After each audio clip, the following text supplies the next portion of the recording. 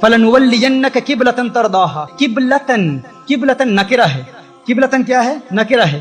اب کعبہ معرفہ ہے اور معرفہ کی تعبیر نکرہ سے نہیں کی جاتی، اور نکرہ جب سیاق کلام میں ہو تو اس کے بعد اگر ترضاہا یہ فعل ہے جو نکرہ ہے، فعل مضارع نکرہ ہے، اب قبلتن نکرہ ہے، یہ بھی نکرہ ہے، تو جملہ یہ مرکب توصیفی بنا۔ اس کا معنی کیا ہوا کہ اللہ عز و جل ارشاد فرما رہا ہے، القبلۃ نہیں فرمایا، کیونکہ کعبہ معرفہ ہے، قبلتن نکرہ ہے، اور معرفہ کی تعبیر نکرہ سے نہیں کی جاتی۔ یعنی اللہ ارشاد فرما رہا ہے محبوب لوگ یہ نہ سمجھیں کہ محبوب کے پیار میں محبوب کے لیے مکے والے کعبے کو محبوب کا قبلہ بنا دوں گا۔ یعنی اگر محبوب چاہے گا، اگر محبوب کے دل میں تمنا ہوگی کہ اللہ محبوب کے لیے مکے والے کعبہ کو قبلہ بنا دے، فرمایا نہیں ایسا نہیں ہے، اگر تو نے چاہا کہ مکے والا قبلہ کعبہ بن جائے تو مکے والا ہی بنے گا، ایسا نہیں ہے کہ کہیں اور تیری چاہت پیدا ہو گئی تو اس کو قبلہ نہیں بناؤں گا۔ فرمایا اسی لیے ناکرہ رکھا ہے تاکہ لوگ سمجھ جائیں کہ محبوب تو جس مقام کو قبلہ بنانا چاہتا ہے، تو جس مقام کو قبلہ بنانا چاہتا ہے،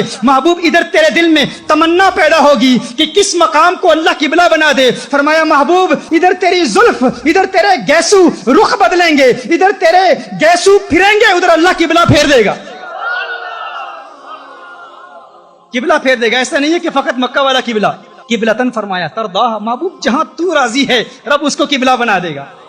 تو پہلے تعبیر قبلہ کا ذکر ہے، قبلہ کے بدلنے کا ذکر ہے۔ اب دیکھیے اس کے فوراً بعد اب لوگ بڑے حیران تھے، متعجب تھے کہ یہ کیسے ہو گیا کہ قبلہ ہی بدل دیا، تعجب تھا نا کہ قبلہ ہی بدل دیا، محبوب کے پیار میں قبلہ بدل دیا۔ اب فوراً بعد ارشاد فرماتا ہے کما ارسلنا فیکم رسولا منکم یتلو علیکم آیاتنا ویزکیکم ویعلمکم الکتاب والحکمہ ویعلمکم ما لم تکونوا تعلمون۔ اللہ ارشاد فرماتا ہے کما تشبیہ کے لیے آتا ہے، تم اس بات پر حیران، اب رب بتا رہا ہوں، لنک بتا رہا ہوں اور کربلا کی طرف آ رہا ہوں، لنک بتا رہا ہوں۔ دیکھیے پہلے فرمایا تحویل قبلہ، قبلہ کا ذکر ہے، قبلہ کے بدلنے کا ذکر ہے، اس کے فوراً بعد کما ارسلنا، محبوب دینے کا ذکر ہے کہ میں نے اپنا محبوب تمہیں دے دیا، کما ارسلنا جس طرح دیا۔ اب کما کیا ہے؟ یہ تشبیہ کے لیے آتا ہے، کما کس کے لیے آتا ہے؟ تشبیہ کے، جس طرح، یعنی تم حیران ہو، تم اس بات پر حیران ہو کہ اللہ نے قبلہ بدل دیا، کس طرح بدل دیا؟ اب کما کا لکھ دیکھو، کما جس طرح، تم کہتے ہو قبلہ کس طرح بدل دیا؟ کہا جس طرح محبوب دے دیا۔ قبلہ بدلنا بڑی بات ہے یا محبوب دینا بڑی بات ہے؟ بھائی کبھی کوئی کسی کو اپنا محبوب دیتا ہے؟ کسی سے پیار ہو جائے تو اب اپنا محبوب کسی کو دو گے؟ بھائی دینا تو بڑی بات ہے، کوئی کسی دوسرے کو اپنا محبوب دکھاتا بھی نہیں ہے، چھپاتا ہے کہ کوئی میرا محبوب دیکھے نا، محبوب کو چھپاتے ہیں۔ جس سے پیار ہو جائے انسان کہتا ہے کوئی اسے نہ دیکھے، یہ کسی کو نہ دیکھے، یہ مجھے دیکھے میں اسے دیکھوں۔ آن بسو مورے نینن میں اکھیاں بند کر لوں، نہ میں دیکھوں غیر کی جانب، نہ تو ہے دیکھن دوں۔ Oh beloved, come and reside in my eyes, come and live in my eyes. Why do you want your beloved to come and live in your eyes? So I can close my eyes. Oh lover, why do you want to close your eyes? I want my beloved to come and live in my eyes, and I want to close my eyes so my beloved can see none other than me and I can see none other than my beloved. جب پیار ہو جاتا ہے کسی سے، محبت ہو جاتی ہے کسی سے، تو انسان کسی اور کو دیکھنا نہیں چاہتا، انسان کہتا ہے زندگی جائے، جسم جائے، سب کچھ برباد ہو جائے، دو نین سلامت رہیں، میری دو آنکھیں سلامت رہیں، دو آنکھیں سلامت رہیں، تاکہ میں محبوب کو دیکھتا رہوں۔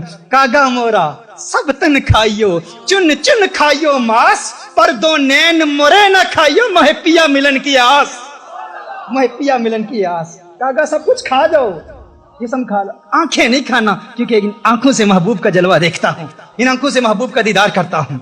تو میں عرض کر رہا تھا کہ اللہ نے محبوب دے دیا، تو اللہ ارشاد فرما رہا ہے کما ارسلنا، تم اس بات پر متعجب ہو، اس بات پر حیران ہو کہ قبلہ بدل دیا؟ کہا نہیں، اس سے بڑی بات دیکھو، ہم نے تو اپنا محبوب دے دیا ہے۔ اب سوال ہی پیدا ہوتا ہے، اس کے فوراً بعد ذکر کا بیان آ گیا، فاذکرونی اذکرکم۔ اب ذکر کا کیا تعلق ہے؟ تو جب انسان کسی کو اپنا محبوب دیتا ہے، کوئی پیاری چیز دیتا ہے، کسی کو آپ تحفہ دیتے ہیں تو کیا کہتے ہیں؟ جا یہ تحفہ لے لے، مجھے یاد رکھنا، بھولنا نہیں، جب بھی اس تحفے کو دیکھنا مجھے یاد کر لینا۔ اللہ نے اپنا محبوب دے دیا، فاذکرونی اذکرکم واشکروا لی ولا تکفرون، میں نے تمہیں اپنا محبوب دیا ہے، مجھے یاد رکھنا، مجھے نہ بھول جانا۔ اور محبوب کی تعظیم کی صورت میں جب تو مجھے یاد کرے گا تو تیرے درجات کی بلندی کی صورت میں میں تیرا چرچا کروں گا، میں تیرا چرچا کروں گا۔ اب سوال پیدا ہوتا ہے کہ فوراً اس کے بعد اللہ عز و جل کیا فرماتا ہے؟ استعینوا بالصبر والصلاۃ۔ اب نماز کا ذکر کہاں سے آ گیا؟ فوراً صبر کا ذکر کہاں سے آ گیا؟ اب صبر کیا ہے؟ طلاب العلم جانتے ہیں کہ صبر یہاں اقتداءً مصیبت پر دلالت کرتا ہے. اب جانتے ہیں محذوف مقدر اور مقتدا کا فرق کیا ہے. یہاں شریعت کا تقاضا بھی ہے، لغت کا تقاضا بھی ہے، عقل کا تقاضا بھی ہے کہ یہاں مصیبت مقتدا ہو. یعنی صبر اسی وقت کیا جاتا ہے جب مصیبت آتی ہے. جب مصیبت آتی ہے تو صبر کیا جاتا ہے. یعنی گویا اللہ ارشاد فرما رہا ہے کہ جب میں نے تمہیں اپنا محبوب دے دیا، میرا محبوب ملے گا، تجھے اللہ یاد آئے گا، اللہ کا ذکر تو کرے گا، لیکن یاد رکھنا اس ذکر میں پھر مصیبتیں بھی آئیں گی، تکلیفیں بھی آئیں گی. اس ذکر میں پھر تکلیفیں بھی آئیں گی. فرمایا جب یہ تکلیفیں آئیں گی، مصیبتیں آئیں گی، استعینوا بالصبر والصلاۃ، پھر صبر سے مدد طلب کرنا اور نماز سے مدد طلب کرنا. صبر سے مدد حاصل کرنا اور نماز سے مدد حاصل کرنا. پھر اس کے فوراً بعد ارشاد فرمایا وَلَا تَقُولُوا لِمَنْ يُقْتَلُ فِي سَبِيلِ اللَّهِ أَمْوَاتٌ. اب یہاں پر شہداء کا ذکر کیوں آ گیا کہ جو اللہ کی راہ میں قتل کیے جائیں انہیں مردہ نہ کہو. اللہ ارشاد فرما رہا ہے. اب رب دیکھیے، تعلق دیکھیے. اللہ ارشاد فرما رہا ہے کہ مت سمجھنا کہ صبر کرتے رہو گے تو مصیبت ٹل جائے گی. کبھی کبھی ایسا وقت بھی آتا ہے کہ انسان صبر کرتا رہتا ہے، لیکن صبر کرتے ہوئے اس کی موت بھی واقع ہو جاتی ہے. لیکن اس موت سے نہ ڈرنا، یہ نہ سوچنا موت آ جائے گی مر جاؤں گا. کہا وَلَا تَقُولُوا لِمَنْ يُقْتَلُ فِي سَبِيلِ اللَّهِ أَمْوَاتٌ. ارے شہید زندہ ہے، مردہ نہیں ہوتا. شہید تو زندہ ہوتا ہے، شہید مرتا نہیں ہے. اب شہید کا ذکر، اب رب سمجھ میں آ گیا، لنک سمجھ میں آ گیا. تحویل قبلہ، محبوب کا دیا جانا، محبوب کے دیے جانے کے بعد ذکر کے بعد استعانہ بالصلاۃ والصبر. اب آگے بڑھتے ہیں. پھر اس کے بعد چند آزمائشوں کا ذکر کیا. وَلَنَبْلُوَنَّكُمْ بِشَيْءٍ مِّنَ الْخَوْفِ وَالْجُوعِ وَنَقْصٍ مِّنَ الْأَمْوَالِ وَالْأَنفُسِ وَالثَّمَرَاتِ، کہ پھر ہم تمہیں آزمائیں گے، کبھی مال کے نقصان سے، کبھی جانی نقصان سے، کبھی بھوک سے، کبھی پیاس سے، کبھی خوف سے. اب غور کریں. اللہ ارشاد فرما رہا ہے کہ یہ آزمائشیں آئیں گی تمہاری زندگی میں. آزمائشوں کا ذکر ہے کہ اللہ آزماتا ہے. مت سمجھنا کچھ لوگ تو شہید ہو جاتے ہیں انہیں مصیبتوں میں، صبر کرتے ہوئے شہید ہو جاتے ہیں. کچھ ایسے ہیں جنہیں اللہ آزماتا ہے، اللہ آزمائشوں میں مبتلا کرتا ہے. کیسی آزمائشوں میں؟ کبھی جانی نقصان کے ذریعے، کبھی بھوک کے ذریعے، کبھی پیاس کے ذریعے، کبھی خوف کے ذریعے اللہ آزماتا رہتا ہے. اب آئیے دیکھیں، غور کریں.